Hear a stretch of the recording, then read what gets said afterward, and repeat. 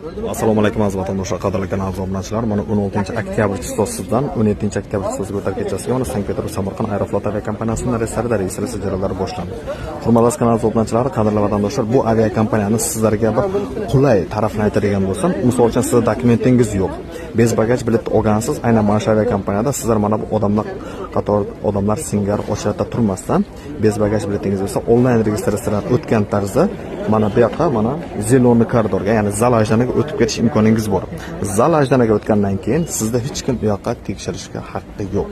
Lekin mana bu yerda hozir mana akalarimiz bagaji bilan turibdi, ochayotda turibdi. Hech kim mana bunday vaziyatga garantiya bera olmaydi. Случайный holatga kelib, tekshirib, bez dokumentlarini shtaraf yoki katta miqdorda pulini olishi ham mumkin. Shuning uchun hurmatli kanal obunachilar, mana shu aviakompaniyasiga tavsiya etib qolgan bo'lardim. Aynan mana shu Aeroflot aviakompaniyasining Sankt-Peterburg Toshkent hamda Sankt-Peterburg Samarqand yo'nalishidagi reyslariga biletlarni bez bagaj olingizlar. Marhamat, bizlarga murojaat qilsangiz ham biletlaringizni oformlab qilib beramiz. Kelasi aeroportda kombinaning o'zi sizlarni onlayn tarzda bez ochiladi registratsiya joylaridan o'tkazib, sog' salomatchilikda ichkariga zal ajdanaga kuzatib qo'yamiz. Sog' salomat vatanimizga yetib borasizlar.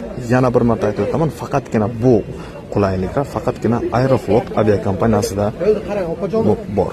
Boshqa aviakompaniyalarda yo'q. Aloqaga chiqaverasizlar vatandoshlar. Nasib bo'lsa, aviakassaviy xodimlari sizlar uchun xizmatdamiz. Ushbu videoni ostida telefon raqamlari qoldirganmiz.